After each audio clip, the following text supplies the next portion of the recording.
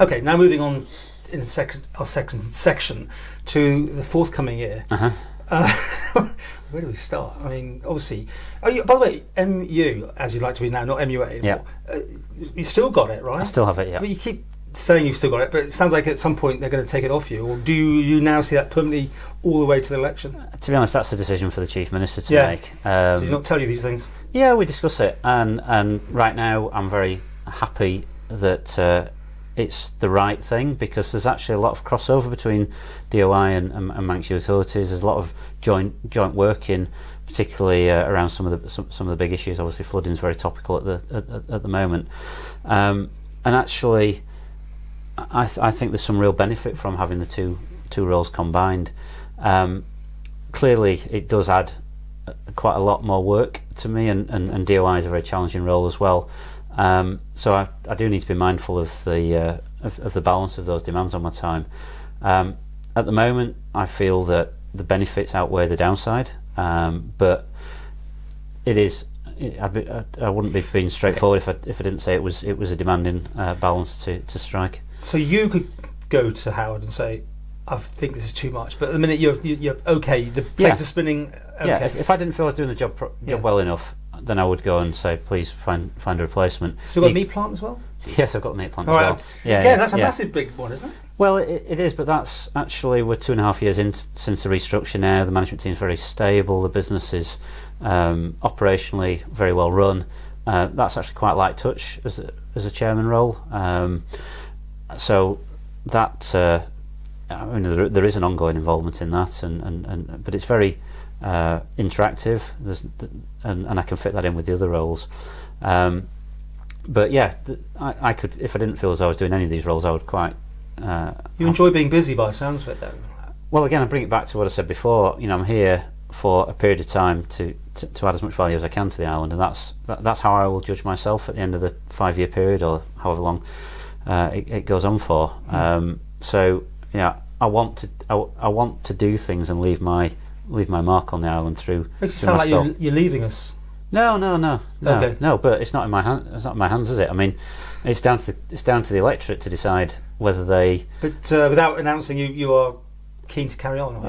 Yeah. I mean, my intention would be to stand again, because I think I've got to grips with what's involved as an MHK and now as a minister. I think I'm adding value. I think I can continue to do that. How ambitious are you? I'm very happy with the roles that I've got at the moment. I still ask though, how are you ambitious? Whatever I've done, Paul, in my life, I've always tried to do to the best of my ability and push myself. I'm very happy. You referred earlier to me being very keen to be a minister, and I always felt that I could potentially do a job as a minister when the time was right. And now the time is right, and I think I've got a big job to do, and I'm getting to grips with it. But there's a lot to be done in the department. But would you want to stay there if you had the chance to move somewhere else? I'm very happy with. Oh, I'm sure DOI. you are. That's a great answer. But would you want to go somewhere else if you had an option? It would have to be a very compelling reason for me to want to go out away from DOI, because I think there's so much to be done in DOI. I understand the department. I've been in it for 3.5 years as a member. I'm now the minister. It's so multifaceted, and there is so much to be done that I could easily keep myself busy and be adding for several years on this if I was given the opportunity. And maybe we should dealt with the last one, but you've ruffled a few feathers well at MHKs with giving jobs out in your department, haven't you? Is this your style? My style is to focus on what I think is best for the people of the Isle of Man, and if I need to make myself unpopular or ruffle a few feathers, as you put it, Paul, then if that's necessary to get the job done, I will do it. None of it's personal. It's all about delivering the best outcomes that I can. And you're referring obviously to my appointment of members initially when I took over the ministerial reins. I would have been quite happy for Ms Edge and Mr Morehouse to stay in the department on the terms that I wanted them to stay. They chose to both pursue alternative options. That was fine. But if I'm responsible for the department, I've got to set things up the way that I think is going to give us the most success. And I will be prepared to to find ways to do that, and I'm very happy that I brought Mrs. Masker into the department and Mr. Callister as well on that interim basis that he came in on. Are you dictatorial? Am I dictatorial? I don't think so, but that's for others to judge. I'm just wondering. I mean, people. There's this sort of turnaround of people. They couldn't do what they wanted to do, or you didn't want them there particularly. I mean, did you fight for them to stay, or you quite happy they went?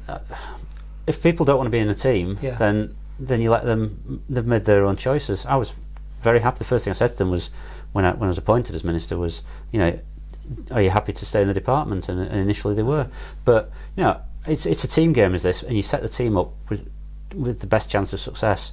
And in a team game, the team comes first, not individuals. Well, you got another year with all your people in DOI. The people, how's that going? I mean, I'm very happy with the team I've got, and do you get your point of view over, or you kind of suggested to how to do things? How's it work? 'Cause we hear these things all the time. I mean, this is not news, but we hear that it's a very strongly led team there. I'm talking about civil servants. Do you sit above that and still make decisions, or are you guided? Okay, so I'm responsible as the minister for the political direction of the department, and clearly the chief exec and the senior officers are responsible for the operational delivery, and clearly you need a two-way relationship between both parts to get the best outcomes. And I've got a very good relationship with both my department members and the senior members of the team. But ultimately, you've got to be able to stand up and be counted. Well, I mean, things come this year for you. I mean, obviously the promenade's got to be high up your list of things. Again, I will come back to you a lot on that. But you put down dates and things did move around a bit. I mean, is this what's going to happen in the future? Are you less committed to dates and more just overviewing it? No. We're really driving it forward. I mean, the proof of the pudding's in the eating. You go out and look at it, you can see the momentum that the prom has got. The levels of activity have stepped up. Visually, you can see the progress that's being made. What we needed was clarity of direction. So, I basically provide that in terms of the drive. We're getting on with this. We're going to deliver it before the tourists come, which was the 31st of March date, and we also re-scoped the scheme to make sure that was deliverable. And I came out with a very clear confirmation that we are going to deliver that. The express will of Tynwald in terms of the single track for the horse trams down to the sea terminal. Again, just to provide that clarity. Mm-hmm. And I think what you need in a role such as DOI is that clarity of direction. You can't keep changing your mind or being blown by public opinion, which is why I was confident that the short-term arrangements we put in over the St Ninians and Governor's Bridge would prove effective. Okay, we'll talk about that. But there was a lot of public pressure on that. Yeah. I stuck to my guns, but I did also make sure that when we said it was temporary, it was temporary. When we said it was going to run to the 8th of September, it did run to the 8th of September. You stuck to your guns, I remember that one. Yeah. Okay, I mean, not a lot of time left. Other things that you want to see through in the next session before the election? There's an awful lot. I've given a plan to the department senior officers that they're working to. There's across all aspects of the department, and it's so broad.